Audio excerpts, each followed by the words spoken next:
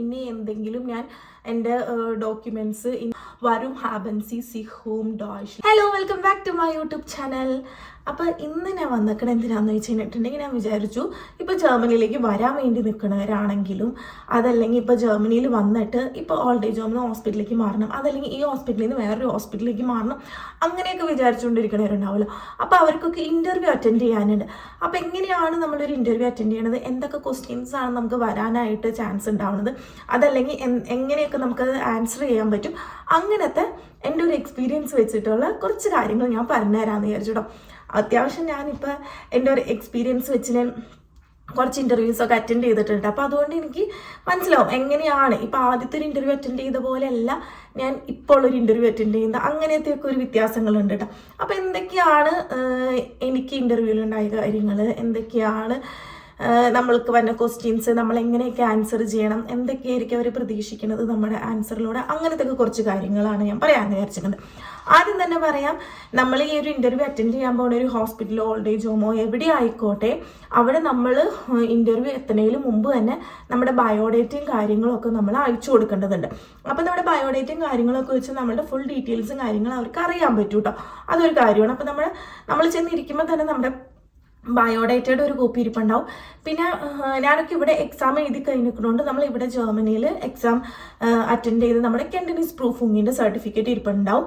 പിന്നെ അതുപോലെ തന്നെ നമ്മുടെ വിസ ഇരിപ്പുണ്ടാവും, വിസയുടെ ഒരു കോപ്പി ഇരിപ്പുണ്ടാവും. ഇത്രയും കാര്യങ്ങളാണ് ഇവരുടെ മുമ്പിൽ ഇരിക്കുന്നത്. ഇപ്പം നാട്ടിൽ നിന്ന് വന്നവർക്കാണെങ്കിൽ എനിക്ക് തോന്നുന്നു നമ്മുടെ നഴ്സിങ്ങിൻ്റെ ഇതൊക്കെ നഴ്സിംഗ് പഠിച്ചതിൻ്റെ ഒക്കെ ട്രാൻസ്ലേറ്റ് ചെയ്ത കോപ്പികളോ അങ്ങനത്തെ ഒക്കെ കാര്യങ്ങളും കൂടി ഇരിക്കേണ്ടാവും. പക്ഷെ നമ്മൾ ജർമ്മനിയിൽ തന്നെ നിന്നുകൊണ്ട് വേറൊരു ഹോസ്പിറ്റലിലേക്ക് ഓൾഡ് ഏജ് ഹോമിലേക്കൊക്കെയാണ് നമ്മൾ നോക്കണമെങ്കിൽ ഇത്രയും കാര്യങ്ങൾ അവരുടെ മുമ്പിൽ ഇരിപ്പുണ്ടാവും കേട്ടോ. അപ്പോൾ ഇനി നമുക്ക് ഫസ്റ്റ് തന്നെ ഒരു സംഭവം വരുന്നത് എന്താണെന്ന് വെച്ചാൽ, ഇൻ്റർവ്യൂവിലൊക്കെ വരുന്നത് നമ്മളുടെ സിഹ് ഫോർസ്റ്റെല്ലിംഗ് ആണ്. എന്ന് വെച്ച് കഴിഞ്ഞിട്ടുണ്ടെങ്കിൽ നമ്മുടെ സെൽഫ് ഇൻട്രൊഡക്ഷൻ ആണ്. അപ്പോൾ നമ്മളെക്കുറിച്ച് സെൽഫ് ഇൻട്രൊഡക്ഷൻ പറയാനാണ് ഫസ്റ്റ് തന്നെ പറയാറ്. അപ്പോൾ നമ്മളിങ്ങനെ എല്ലാം വാരി വലിച്ച്, നമ്മളിപ്പോൾ നാട്ടിലൊക്കെ ആണെങ്കിലും പഠിക്കുന്ന സമയത്താണെങ്കിലും നമ്മൾ കുറേ കാര്യങ്ങൾ ഇങ്ങനെ പഠിക്കാനുണ്ടാവില്ല സെൽഫിൽ. അപ്പോൾ എല്ലാം വാരി വലിച്ച് പറയണമെന്നില്ല, കാരണം ഓൾറെഡി നമ്മുടെ ബയോഡേറ്റയും കാര്യങ്ങളും അവരുടെ അടുത്ത് ഇരിപ്പുണ്ട്. അതുകൊണ്ട് നമ്മളെല്ലാം വാരി വലിച്ച് പറയണ്ട. പിന്നെ നമ്മൾ ഇത് പറയാനായിട്ട് നമുക്ക് ചെറിയൊരു ഫോർമാറ്റ് ഉണ്ട്. ഫസ്റ്റ് ഇന്ന കാര്യം പറയണം, ഫസ്റ്റ് ഇത് പറയണം, അങ്ങനെയൊക്കെയുണ്ട്. അത് ഞാനിവിടെ കൊടുക്കാം കേട്ടോ.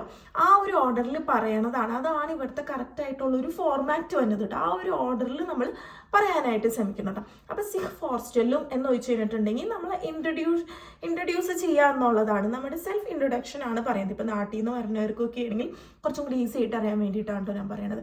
അപ്പോൾ അവർ മിക്കവാറും പറയുന്നത് കൊന്നൻസി ബിറ്റ് കൂർസ് ഫോർസ്റ്റെല്ലും എന്നായിരിക്കും പറയുന്നത്. അതായത് നമ്മളെക്കുറിച്ച് കുറച്ചൊന്ന് പറയാവോ എന്നായിരിക്കും പറയുന്നത്. അപ്പോൾ ഞാൻ ഇവിടെ കൊടുത്തേക്കുന്ന പോലെ ഈ ഓർഡറുകളിലായിരിക്കണം പറയേണ്ടത് കേട്ടോ. അപ്പോൾ കുറച്ചും കൂടെ അവർക്ക് ഒരു ഇതായിരിക്കും.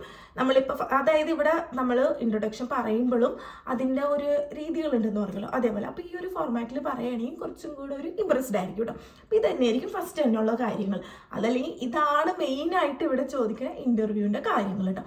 പിന്നെ നമുക്ക് നാട്ടിൽ നിന്ന് വരുന്നവർക്കൊക്കെ ആണെങ്കിൽ ഒരു ചോദ്യം വരാനുള്ള സാധ്യതയുണ്ട്, എന്തുകൊണ്ടാണ് നിങ്ങൾ ഡോയ്ച്ച്ലൻഡ് തിരഞ്ഞെടുത്ത് എന്നുള്ളൊരു ചോദ്യം വരാനായിട്ടുള്ള ചാൻസ് ഉണ്ട് കേട്ടോ. വരും haben Sie sich Deutschland entschieden എന്ന് ചോദിക്കാനുള്ള ഒരു ചാൻസ് ഉണ്ട്. എന്തുകൊണ്ടാണ് നിങ്ങൾ ഡോയ്ച്ച്ലൻഡ് തിരഞ്ഞെടുത്തത്, എന്താണ് നിങ്ങൾ ഡോയ്ച്ച്ലൻഡ് തിരഞ്ഞെടുക്കാൻ കാരണം ഉണ്ടായി, അപ്പോൾ ആ കാര്യങ്ങൾ എക്സ്പ്ലെയിൻ ചെയ്യാം. അത് മിക്കവാറും നാട്ടിൽ നിന്ന് വരുന്നവർക്കായിരിക്കും അങ്ങനത്തെ ചോദ്യം ഉണ്ടാവുന്നത് കേട്ടോ. പിന്നെ ഇവിടെ ഉള്ളവർക്ക് ഉണ്ടാവും, ഇപ്പം നമ്മൾ ഈ ഒരു ക്രാങ്കൻ ഹൗസിൽ നിന്ന് അല്ലെങ്കിൽ ഈ ഒരു ക്ലിനിക്കിൽ നിന്ന് നമ്മൾ മാറി ഇപ്പുറത്തൊരു ക്രാങ്കൻ ഹൗസിലേക്ക് മാറുന്ന സമയത്ത് എന്തായാലും ചോദ്യം വരും, എന്തുകൊണ്ടാണ് നിങ്ങൾ ഫോർ ക്ലിനിക്കിൽ നിന്ന് മാറണേ എന്നുള്ളൊരു ചോദ്യം വരും. അപ്പം അതെന്താണെന്ന് വെച്ച് കഴിഞ്ഞാലും പറയാം കേട്ടോ.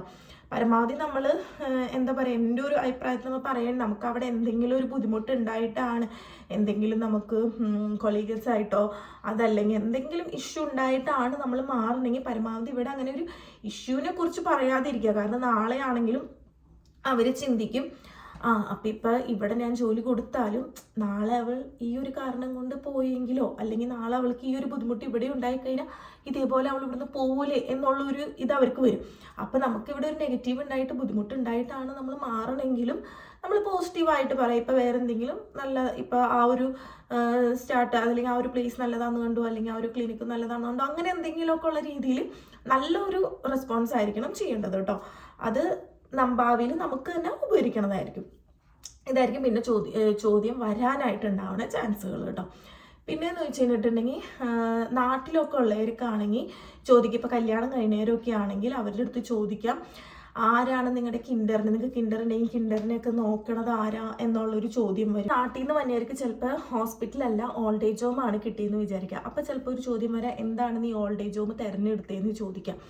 അപ്പം നമുക്ക് ഓൾഡ് ഏജ് ഹോമേ കിട്ടിയുള്ളൂ അങ്ങനെയൊന്നും പറയാതെ നമുക്ക് പറയാം, നമുക്ക് എൽറ്റേൺ ആയിട്ടുള്ളവരെ നമുക്ക് ക്യൂമറേറ്റ് ചെയ്യണം. അതായത് കുറച്ച് വയസ്സായിക്കണവരെ നമുക്ക് കെയർ ചെയ്യാനായിട്ട് ഇഷ്ടമാണ്, അതാണ് ഓൾഡ് ഏജ് ഹോം തിരഞ്ഞെടുത്തതെന്നുള്ള രീതിയിൽ പറയണം കേട്ടോ. അതൊരു കാര്യമാണ്. പിന്നെയെന്ന് വെച്ച് കഴിഞ്ഞിട്ടുണ്ടെങ്കിൽ നമുക്ക് വരുന്നതെന്ന് വെച്ചിട്ടുണ്ടെങ്കിൽ പിന്നെ അവർ നമ്മുടെ അടുത്ത് ചോദിക്കും ഹാബൻസി ഫ്രാഗെ എന്ന് ചോദിക്കും. അതായത് നമുക്ക് എന്തെങ്കിലും ക്വസ്റ്റ്യൻസും കാര്യങ്ങളും ഉണ്ടോ എന്ന് ചോദിക്കും. അപ്പോൾ നമുക്കിപ്പോൾ ഒന്നും ഇല്ലെങ്കിൽ കൂടി, അല്ലെങ്കിൽ നമുക്കെല്ലാം മനസ്സിലായി കുഴപ്പമില്ല, ഒന്നും ഇല്ലെങ്കിൽ കൂടി നമ്മളൊരു 1-2 ക്വസ്റ്റ്യൻസ് ഒക്കെ ഒന്ന് പ്രിപ്പയർ ചെയ്ത് വെക്കുന്നത്, അല്ലെങ്കിൽ 1-2 ക്വസ്റ്റ്യൻസ് അവരോട് ചോദിക്കുന്നത് നല്ലതായിരിക്കും. കാരണം എന്താണെന്ന് വെച്ചാൽ അതൊരിക്കലും എന്താ പറയുക അവരെ ചോദ്യം ചെയ്യണം അല്ലെങ്കിൽ അതൊരു ഇതാണെന്ന് നിങ്ങൾ വിചാരിക്കരുത്, അതൊരു പോസിറ്റീവായിട്ട് ഇവർ കാണുള്ളൂ. അപ്പോൾ നമുക്ക് പറയുന്നത് മനസ്സിലായിട്ടുണ്ട്, ഇതൊക്കെ നമ്മളെ കൊണ്ട് ഇത്രയൊക്കെ കാര്യങ്ങളൊക്കെ ചോദിക്കുന്നത് ഞാൻ പറഞ്ഞല്ലോ, നമ്മുടെ ഓൾറെഡി നമ്മുടെ ബയോഡേറ്റും കാര്യങ്ങളൊക്കെ അവരുടെ കയ്യിലുണ്ട്. പിന്നെ നമ്മളുടെ അടുത്ത് ഇന്റർവ്യൂവിന് ഇതൊക്കെ വീണ്ടും എടുത്ത് ചോദിക്കണം. എന്താണെന്ന് വെച്ചാൽ നമ്മുടെ ലാംഗ്വേജ് എന്തോരം ഉണ്ട്, നമ്മുടെ ലാംഗ്വേജ് ലെവൽ എങ്ങനെയാണ്, നമുക്ക് കമ്മ്യൂണിക്കേറ്റ് ചെയ്യുമ്പോൾ അങ്ങോട്ട് ഇങ്ങോട്ട് മനസ്സിലാവണുണ്ടോ, നമ്മൾ പറയുന്ന കാര്യം അവർക്ക് മനസ്സിലാവുന്നുണ്ടോ, അവർ പറയുന്ന കാര്യം നമുക്ക് മനസ്സിലാവുന്നുണ്ടോ എന്നൊക്കെ ചോദിക്കാൻ വേണ്ടിയിട്ടാണ്, മനസ്സിലാക്കാൻ വേണ്ടിയിട്ടാണ് ഇങ്ങനത്തെ ചോദ്യങ്ങൾ വരുന്നത്. അപ്പം നമ്മൾ ഒരു 2 ക്വസ്റ്റ്യൻ എങ്കിലും കുറഞ്ഞതൊന്ന് പ്രിപ്പയർ ചെയ്ത് വെച്ചുകൊണ്ട് പോവുകയാണെങ്കിൽ നല്ലതായിരിക്കും. ഇപ്പം നമുക്ക് ചോദിക്കാം, ഇപ്പം നമുക്ക് പറയാം എനിക്ക് ഇന്ന വാർഡിലാണ് നിന്നുള്ള എക്സ്പീരിയൻസ് ഉള്ളത്, അല്ലെങ്കിൽ ICUലാണ് എനിക്ക് എക്സ്പീരിയൻസ് ഉള്ളത്, അല്ലെങ്കിൽ ഓപ്പറേഷൻ തിയേറ്ററിലാണ് എനിക്ക് എക്സ്പീരിയൻസ് ഉള്ളത്. അപ്പം അതുകൊണ്ട് അവിടേക്ക് തന്നെ എനിക്ക് തരാനായിട്ട് പറ്റുമോ, അതായത് എനിക്ക് ആ സെക്ഷൻ തന്നെ തരാൻ പറ്റുമോ, അതായത് ഇവിടെ വാർഡുകളൊക്കെ പറയുന്നത് സെക്ഷൻ എന്നാണ്. അപ്പോൾ ആ സെക്ഷൻ തരാൻ പറ്റുമോ, അതല്ലെങ്കിൽ ആ ICUലേക്ക് തന്നെ തരാൻ പറ്റുമോ എന്നുള്ള രീതിയിൽ നമുക്ക് ചോദിക്കാം. പിന്നെ നമുക്ക് ചോദിക്കാം എത്ര ഒരു വർഷം എത്ര ഉർലോബ് ഉണ്ട്, അതായത് എത്ര ഹോളിഡേയ്സ് ഉണ്ടെന്ന് നമുക്ക് ചോദിക്കാം. ഇതൊക്കെ നമുക്ക് പെയ്ഡ് ലീവാണ് കേട്ടോ, ഉർലോബ്സ് ഹോളിഡേയ്സ്, അത് എത്ര ഉണ്ടെന്ന് ചോദിക്കാം. അങ്ങനെ എന്തെങ്കിലുമൊക്കെ നമ്മൾ ചെറിയ ചെറിയ ക്വസ്റ്റ്യൻസ് നമ്മൾ ചോദിക്കുന്നത് നല്ലതായിരിക്കും. ഇനിയിപ്പോൾ ചോദിക്കാൻ പറ്റുന്ന വേറൊരു കാര്യമാണ്, നാട്ടിൽ നിന്ന് വരുന്നവർക്കാണെങ്കിൽ ചോദിക്കാം, ഇനി എന്തെങ്കിലും ഞാൻ എൻ്റെ ഡോക്യുമെൻറ്റ്സ് ഇനി എന്താണ് ഞാൻ അയക്കേണ്ടതെന്ന് ചോദിക്കാം. വെൽഷ് ഉണ്ടർലാഹ് സോൾ ഈസ് ഷിക്ക് എന്ന് ചോദിക്കാം. എന്താണ് ഞാനിനി ഷിക്കൻ ചെയ്യേണ്ട ഉണ്ടർലാഗിയെന്ന് ചോദിക്കാം. നമുക്കിതുപോലെ എത്ര ഉർലോബ് ഉണ്ടെന്ന് ചോദിക്കാം. പിന്നെ ഇതുപോലെ തന്നെ നമ്മൾ ഇന്ന സ്റ്റേഷനിൽ അല്ലെങ്കിൽ ഇന്ന വാർഡിലാണ് നമുക്ക് എർഫാറും എക്സ്പീരിയൻസ് ഉള്ളത്, അപ്പോൾ അത് നമുക്ക് ഇവിടെ ചെയ്യാനായിട്ട് പറ്റുമോ എന്നുള്ള കാര്യങ്ങൾ ചോദിക്കാം. അപ്പം ഇങ്ങനെ നമ്മൾ 2-3 ചോദ്യങ്ങൾ പ്രിപ്പയർ ചെയ്ത് വെക്കുന്നത് നല്ലതായിരിക്കും. ഇപ്പം നമ്മൾ അവരുടെ അടുത്ത് അങ്ങനെ തിരിച്ച് ചോദിച്ചു എന്നും പറഞ്ഞുകൊണ്ട് ഒരു കുഴപ്പമില്ല, അതെപ്പോഴും പോസിറ്റീവാണ്. അപ്പോൾ ഒരു കമ്മ്യൂണിക്കേഷൻ ലെവൽ ഉണ്ട് എന്നുള്ളത് അവർ മനസ്സിലാക്കൂട്ടാ. എപ്പോഴും ഇവിടെ ഉണ്ടാവും ഹാബൻസി ഫ്രാഗെ. കാരണം ഡോയ്ച്ച്ലാൻഡിൽ പറയുന്നത് ഫ്രാഗെ ഈസ് കോസ്റ്റ് ആൻഡ് ലോസ് എന്നാണ്, അതായത് ചോദിക്കാനായിട്ട് പൈസ കൊടുക്കേണ്ട ആവശ്യമില്ല, അപ്പോൾ അതുകൊണ്ട് ചോദിക്കാം. അപ്പോൾ അങ്ങനെ നമ്മൾ ചോദിക്കുന്നത് ഒരു പോസിറ്റീവായിട്ടുള്ളൊരു ഇതാണ് കേട്ടോ ഇൻ്റർവ്യൂവിൽ വരുന്നത്. അപ്പോൾ ഇങ്ങനത്തെ ചെറിയ ചെറിയ കാര്യങ്ങളൊക്കെ ശ്രദ്ധിച്ച് കഴിഞ്ഞിട്ടുണ്ടെങ്കിൽ നമുക്ക് കുറച്ച് ഈസി ആയിട്ട് തന്നെ ഇൻ്റർവ്യൂ അറ്റൻഡ് ചെയ്യാൻ പറ്റും. അപ്പോൾ ഇൻ്റർവ്യൂ എന്ന് പറയുമ്പോൾ നമ്മളിപ്പോൾ അവരുദ്ദേശിക്കുന്നത് അവർക്ക് നമ്മളായിട്ടുള്ള കമ്മ്യൂണിക്കേഷൻ ലെവൽ, ലാംഗ്വേജിൻ്റെ ലെവൽ എത്രയുണ്ട്. ഇപ്പോൾ B1 ഫുൾ മൊഡ്യൂളായി, B2 ഫുൾ മൊഡ്യൂളായി എന്ന് പറഞ്ഞാലും എന്തോരുണ്ട് നമ്മുടെ കമ്മ്യൂണിക്കേഷൻ ലെവൽ എന്നറിയാൻ വേണ്ടിയിട്ടാണ് അവരിങ്ങനത്തെ ഒരു ഇൻ്റർവ്യൂ കാര്യങ്ങളൊക്കെ ചെയ്യണത്. അപ്പോൾ നമ്മൾ കുറച്ച് അങ്ങോട്ട് ചോദിക്കുകയും പിന്നെ അവർ പറയുന്നതൊക്കെ മനസ്സിലാക്കി ഇത് ചെയ്ത് കഴിഞ്ഞിട്ടുണ്ടെങ്കിൽ ഈസി ആയിട്ട് പോകുന്ന കാര്യമുള്ളൂ കേട്ടോ.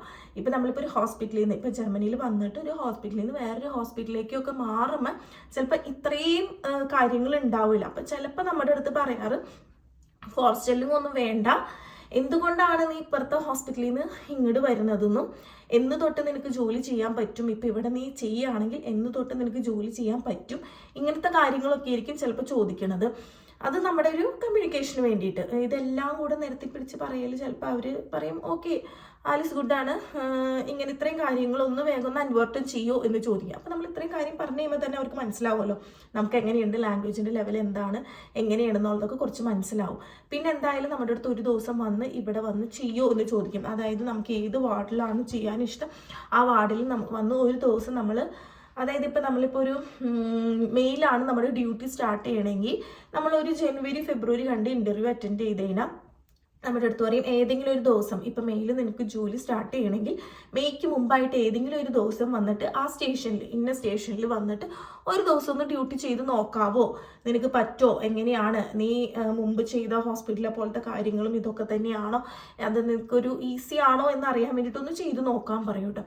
അപ്പോൾ നമ്മൾ ഓക്കെ, ചില ഹോസ്പിറ്റലുകാർ മാത്രമേ പറയാനുള്ളൂ ചെയ്ത് നോക്കാൻ, ചിലർ പറയുന്നു ഓക്കെ കുഴപ്പമില്ല വന്നോ, ഇന്ന ദിവസം തൊട്ട് വന്നോ, അങ്ങനത്തെ രീതിയിലായിരിക്കും പറയണത്. പിന്നെ ഈ ഇൻ്റർവ്യൂസ് ഒക്കെ റിജക്റ്റ് ആയി പോണതിന് മെയിൻ കാരണം നമ്മുടെ ലാംഗ്വേജ് കമ്മ്യൂണിക്കേഷൻ കാരണമാണ് കേട്ടോ. അങ്ങനെ റിജക്റ്റ് ആവണ്ടെങ്കിൽ നമ്മൾ ഒട്ടും റെസ്പോണ്ട് ചെയ്യാണ്ടിരിക്കണോണ്ടായിരിക്കും കൂടുതലും റിജക്റ്റ് ആവാറ്. അപ്പം നമ്മളിപ്പോൾ ഞാൻ പറഞ്ഞ പോലെ ഒരു ഹാബൻസി ഫ്രാഗ് ചോദിക്കുമ്പോൾ നമ്മൾ എന്തെങ്കിലും 1-2 ക്വസ്റ്റ്യൻസ് അങ്ങോട്ട് ചോദിക്കുമ്പോൾ അതൊക്കെ ഒരു പോസിറ്റീവാണ്. അതിനെ വീണ്ടും വീണ്ടും എടുത്ത് പറയണം, അതൊരു നല്ല കാര്യമാണ്. അല്ലെങ്കിൽ അവരുടെ അടുത്ത് ചോദിക്കുമ്പോൾ ഇനി അവർക്ക് എന്ത് തോന്നും, എന്താണാവോ, അങ്ങനത്തെ ഒരു കാര്യം ചിന്തിക്കേണ്ട ആവശ്യമില്ല. ഇനി ചോദിക്കാനൊന്നും ഇല്ലെങ്കിലും ഞാൻ ഈ പറഞ്ഞ പോലെ ഇങ്ങനത്തെ 1-2 ചോദ്യങ്ങൾ വെറുതെ ഒന്ന് ചോദിക്കാം. ഓക്കെ, അപ്പം ഇത്രയും കാര്യങ്ങളൊക്കെ നമ്മൾ ശ്രദ്ധിച്ച് കഴിഞ്ഞിട്ടുണ്ടെങ്കിൽ നമുക്ക് കുറച്ച് ഈസി ആവുമെന്നാണ് എനിക്ക് പറയാനുള്ളത് കേട്ടോ. അപ്പോൾ അതുള്ളതൊക്കെ പോയി.